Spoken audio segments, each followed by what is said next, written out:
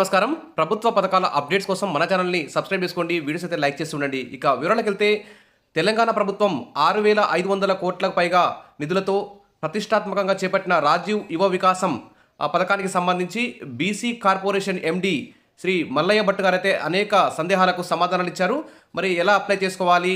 Apply చేసుకునే సమయంలో ఎదురయ్యే సమస్యలేంటివి? ఎలా మీరు లబ్ధి పొందాలి?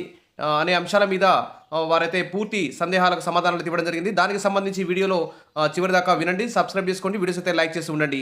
ఇక వివరాలకు వెళ్తే రాష్ట్రంలో రాజీవ్ యువ వికాసం పథకానికి దరఖాస్తుల ప్రక్రియ ఏప్రిల్ 14 వరకు పొడిగించడం జరిగింది. ఇప్పటి వరకు దాదాపు 8 లక్షల దరఖాస్తులు వచ్చినట్టు BC corporation MD Mallaiah Bhat అయితే వెల్లడించారు. ఇంకా మొత్తం 15 లక్షల వరకు ఈ రాజీవ్ యువ వికాస పథకానికి దరఖాస్తులు వచ్చే అవకాశం ఉన్నట్లు తెలుస్తోంది. మరి ఈ పథకానికి దరఖాస్తు చేసుకునే క్రమంలో ప్రజలకు ఎదురవుతున్న పలు సందేహాలను వారైతే నివృత్తి చేశారు. ఈ సందర్భంగా వారు ప్రజలు అడిగిన ప్రశ్నలకు సమాధానం ఇచ్చారు. ఇక కొన్ని ఎగ్జాంపుల్ చూద్దాం. రేషన్ కార్డులో ఉన్న భార్యాభర్తలు ఇద్దరు దరఖాస్తు చేసుకోవచ్చా? కుటుంబం నుంచి ఒకరికి మాత్రమే దరఖాస్తు చేసుకునే అవకాశం అయితే ఉంది. మీరు ఏ వ్యాపారం చేయాలనుకుంటున్నారో దానికి సంబంధించి ఒకరు మాత్రమే దరఖాస్తు చేసుకోవడం ఉత్తమమని చెప్పారు. ఇక ఇంకో క్వశ్చన్ చూస్తే రాజీవ్ యువ వికాసం పథకానికి వయోపరిమితి ఏమైనా ఉందా? ఏమైనా చదువుకొని విద్యార్హతలు ఉండాలా? మామూలుగా 55 ఏళ్ల వరకు వయోపరిమితి అయితే ఉంది. వ్యవసాయ సంబంధిత పథకాలైతే 60 ఏళ్ల వయసు వరకు దరఖాస్తు చేసుకోవచ్చు. ఇక రాజీవ్ యువ వికాసానికి దరఖాస్తుదారులకు విద్యార్హతలు అంటూ ప్రత్యేకంగా ఏమీ పెట్టలేదు. స్వయం ఉపాధితో బతకాలనుకునే వారికి సాయం చేసేందుకే దాదాపు ఏడాది 5 లక్షల మందికి అవకాశం కల్పిస్తున్నారు. ఉదాహరణకు మీరు వాహనం తీసుకుందామని అనుకుంటే డ్రైవింగ్ లైసెన్స్ ఉందా? అలాంటివి కొన్ని అంశాలను అయితే చూస్తారు. ఇక రేషన్ కార్డు లేదు, ఆన్లైన్లో ఎలా అప్లై చేసుకోవాలి?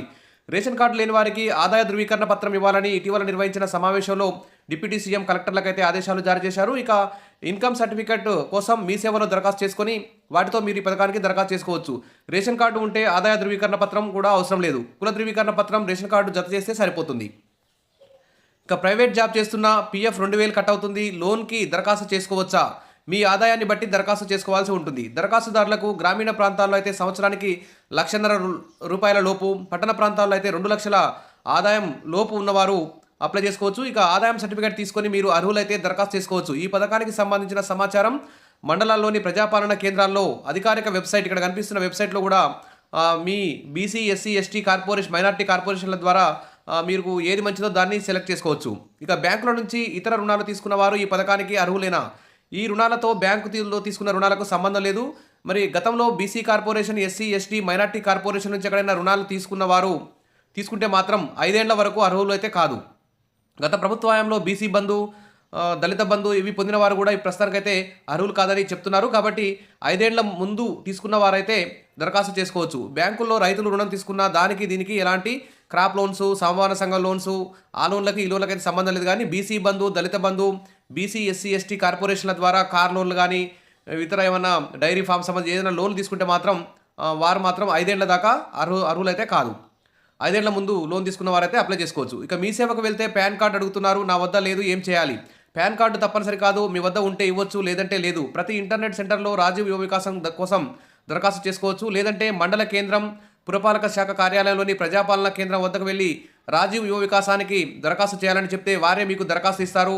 ఆఫ్లైన్లో కూడా ఆ ఫామ్ నింపి మీరు ఆఫీస్లో ఇవ్వచ్చు. ఆన్లైన్లో అప్లై చేసుకోవచ్చు, ఆఫ్లైన్లో కూడా అప్లై చేసుకోవచ్చు. సిబిల్ స్కోర్ చూస్తారా? సిబిల్ స్కోర్ అంటే మనం బ్యాంకులలో ఏమైనా లోన్ తీసుకున్నప్పుడు సక్రమంగా కట్టకపోతే మన సిబిల్ స్కోర్ పడిపోతుంది. లోన్లన్నీ సక్రమంగా కడుతుంటే మన సిబిల్ స్కోరు పెరుక్కుంటూ పోతుంది. కాబట్టి గతంలో ఏమైనా లోన్లు ఎగవేత చేసినా కానీ, కట్టకున్నా కానీ అలాంటివి ఉంటే మాత్రం వారికి సిబిల్ స్కోర్ తక్కువ ఉంటుంది.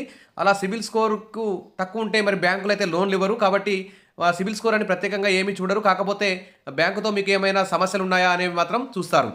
ఇక సబ్సిడీ మొత్తం నేరుగా లబ్ధిదారుల ఖాతాలోనే పడుతుందా? ఈ పథకానికి ఎంపికైన లబ్ధిదారుల ఖాతాలోనే డబ్బులు వేస్తాం. రాష్ట్ర ప్రభుత్వం ఇచ్చే సబ్సిడీ మొత్తాన్ని ఆ ఖాతాల్లో జమ చేస్తుంది. బ్యాంక్ అందించే రుణం కూడా అందులోనే వేస్తారు. యూనిట్ వచ్చాక బ్యాంకులు ఆ నిధుల్ని విడుదల చేస్తాయి.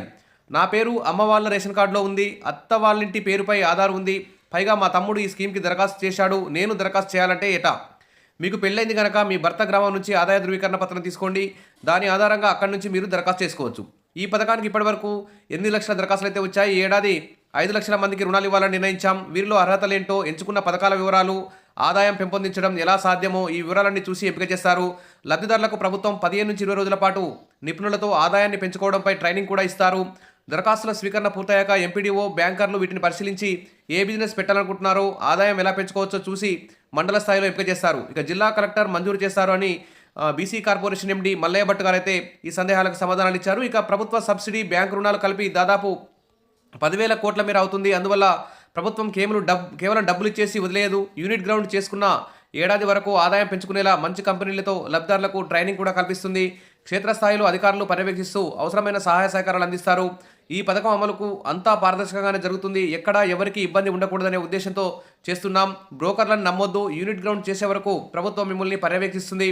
అందువల్ల మీరు ఎవరికి డబ్బులు ఇచ్చి ఎవరు ఇబ్బంది పడొద్దని ఇప్పటికే CM Revanth Reddy, deputy CM Mallu Bhatti Vikramarka గారు కూడా సూచించారు. అటు BC corporation MD Mallaiah Bhat గారు అయితే వివరిస్తున్నారు. ఇక రాజీవ్ యువ వికాస పథకానికి మీకు రేషన్ కార్డు లేకుంటే ఇన్కమ్ సర్టిఫికేట్ పెట్టండి, ఇన్కమ్ సర్టిఫికేట్ లేకుంటే రేషన్ కార్డు పెట్టండి.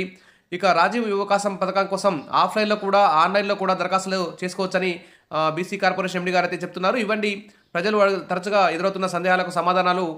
ఇంకేమైనా డౌట్స్ ఉంటే కామెంట్ సెక్షన్లో పెట్టండి, క్లియర్ చేస్తాను. ఇక ఈ రాజీవ్ యువ వికాసం పథకం కింద ఏ బిజినెస్లు స్టార్ట్ చేయొచ్చు, ఏ షాపులు పెట్టుకోవచ్చు అనే అంశాల మీద కూడా మన ఛానల్లో వీడియోస్ ఉన్నాయి. ఎలా అప్లై చేసుకోవాలని వీడియోస్ ఉన్నాయి. తప్పకుండా ఆ వీడియోస్ అన్ని పాత వీడియోస్ చూడండి, సబ్స్క్రైబ్ చేసుకోండి, వీడియోస్ అయితే లైక్ చేసి ఉండండి. Thank you.